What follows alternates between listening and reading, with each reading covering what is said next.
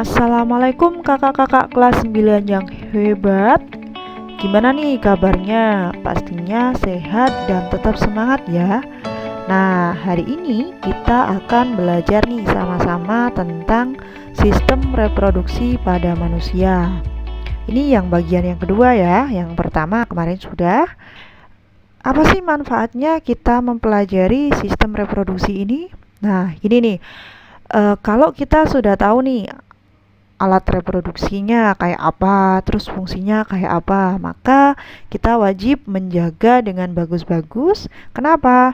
Karena ini menyangkut kelestarian hidup pada spesies berikutnya. Jadi benar-benar kita harus menjaga dengan bagus-bagus.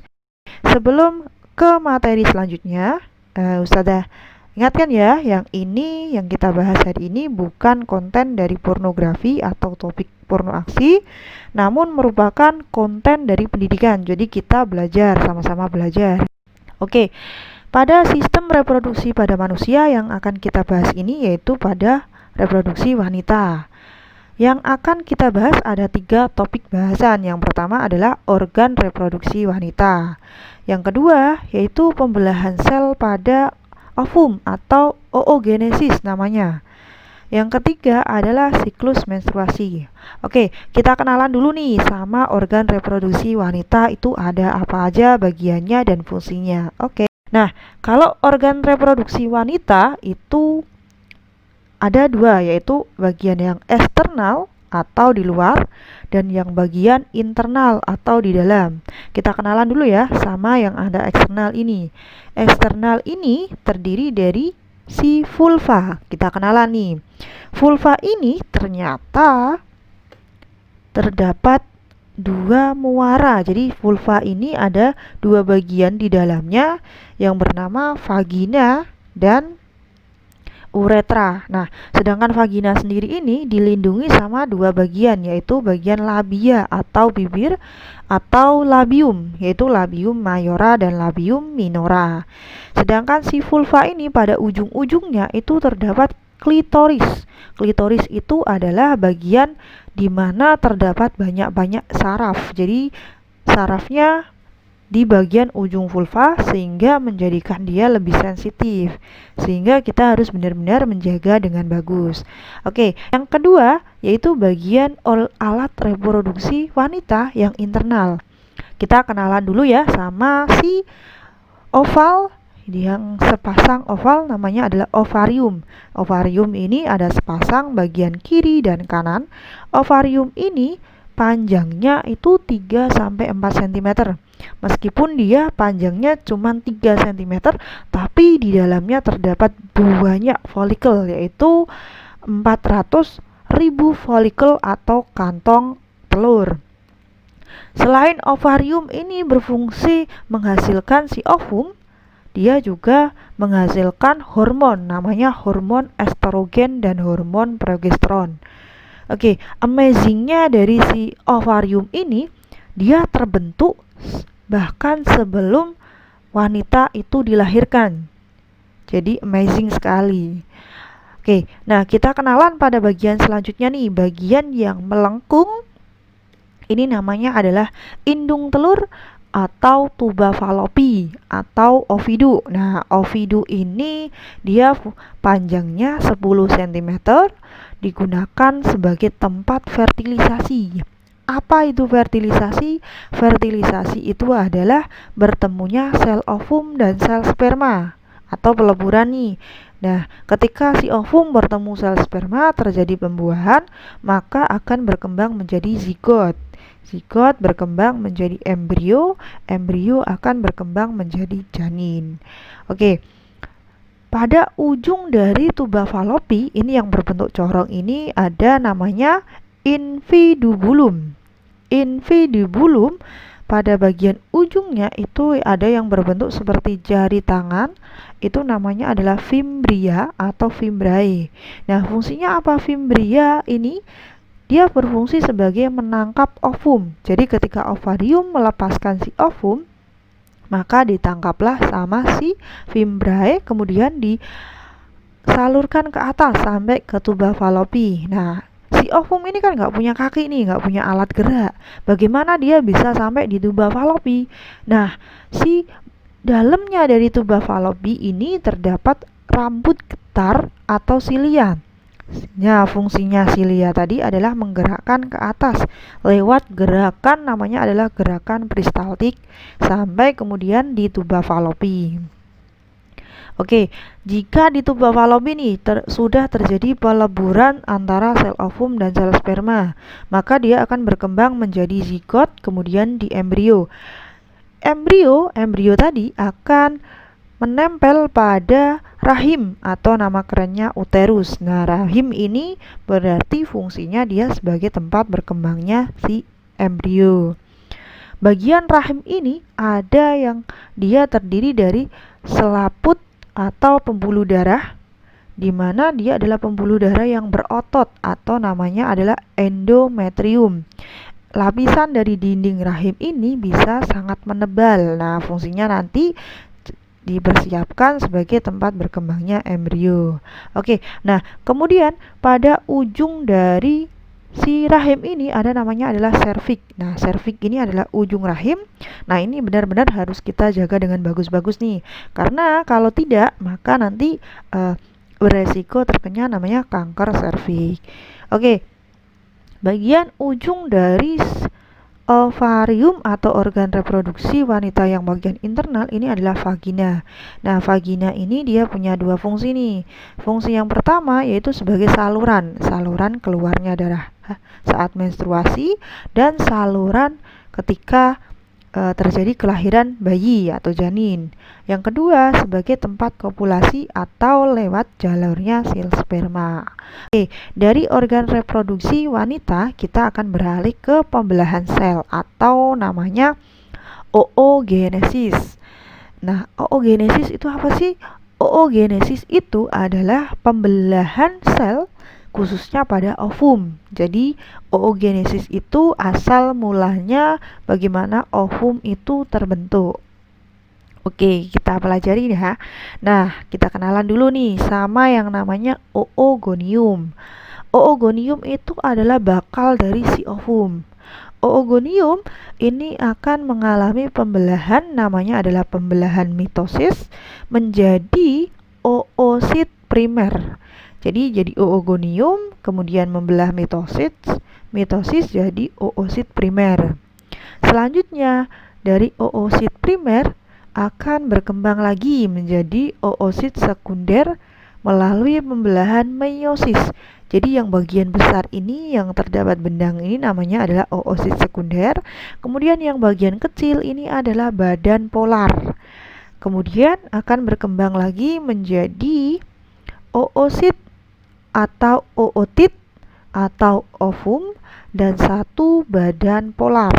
Jadi ketika terjadi pembelahan sel itu dari satu oogonium bisa berubah atau bisa menjadi dua dari badan polar dan satu ootit.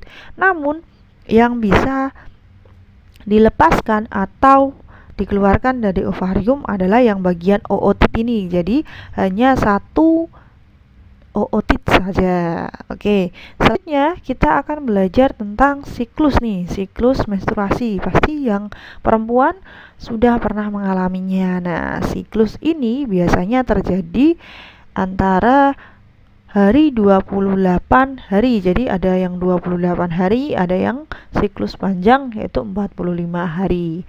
Oke, kita mulai ya. Pada siklus menstruasi ini terdapat 4 tahapan. Tahapan yang pertama yaitu hari 1 sampai hari ke-8. Jadi 8 hari pertama itu namanya adalah siklusnya menstruasi. Nah, siklus menstruasi ini tadi kita sempat bahas yang ovarium itu punya 2 hormon, namanya hormon estrogen dan progesteron. Ketika menstruasi ini hormon estrogen dan progesteron ini kadarnya akan turun sehingga dinding dari endometrium itu akan meluruh. Nah, pada saat ini hormon FSH itu ada naik. Jadi perempuan untuk sistem reproduksi ini ada hormon estrogen, ada hormon progesteron, dan hormon FSH. Oke. Selanjutnya pada siklus yang kedua yaitu hari ke-9 sampai ke hari ke-13. Oke, namanya apa sih fase ini? Fase ini diberikan nama yaitu praovulasi. Jadi sebelum ovulasi. Apa sih yang akan terjadi pada ovum ketika belum ovulasi? Yang terjadi adalah pematangan ovum. Jadi ovum yang ada di ovarium itu dimatangkan oleh FSH. Itu adalah hormon yang berfungsi sebagai pematangan ovum. Kemudian apa yang terjadi pada endometrium atau rahim? Rahim ini akan mengalami penebalan dindingnya. Nah, fungsinya apa nih? Fungsinya adalah ketika terjadi pembuahan atau zigot berkembang jadi embrio, maka si dinding rahim ini sudah siap untuk menampungnya. Yang ketiga adalah fase pada hari ke-14 yaitu fase ovulasi. Nah, pada fase ovulasi ini terdapat peningkatan hormon LH.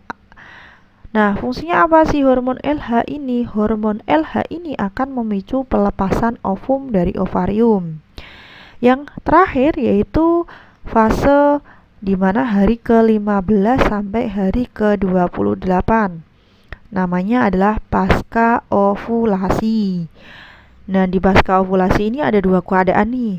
Jika keadaan pertama, apabila ovum dibuahi, maka endometrium akan menebal dan semakin menebal karena di dalamnya terdapat embrio atau bakal janin. Namun keadaan kedua, jika tidak terjadi pembuahan, maka si ovum ini akan meluruh bersama dinding dari endometrium atau kita kenal dengan namanya adalah menstruasi.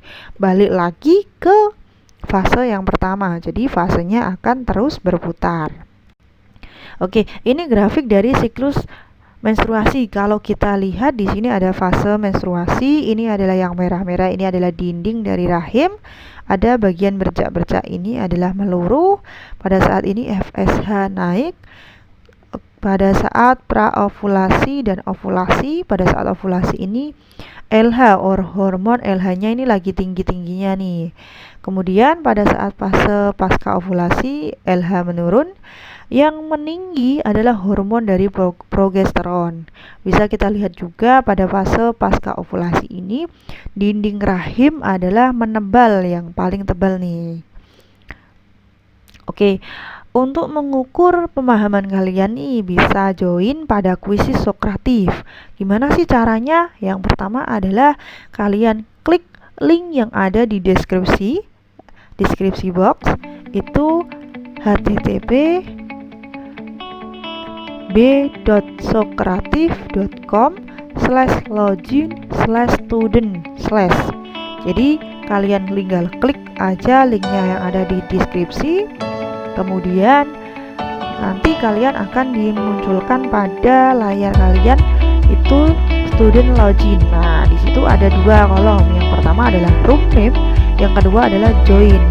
Pada kolom room name itu ketikkan roomnya kita yaitu IPA kelas 9 menggunakan huruf kapital semua, angka 9-nya angka Romawi. Kemudian klik join. Ketika sudah diklik join, maka kalian akan muncul pada layar laptop kalian enter your name. Pada enter your name ini ketikkan nama lengkap kalian. Nama lengkap ya, bukan nama panggilan atau nama samaran atau nama lain. Kemudian klik done. Setelah klik done, nanti kalian akan diteruskan pada sebuah latihan hal yang sudah Ustazah siapkan. Oke teman-teman, terima kasih.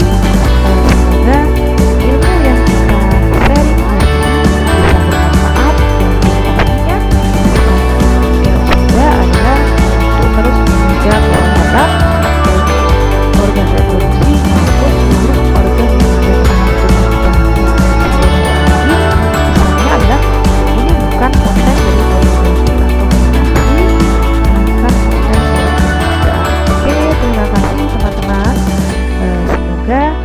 kita dapatkan bermanfaat.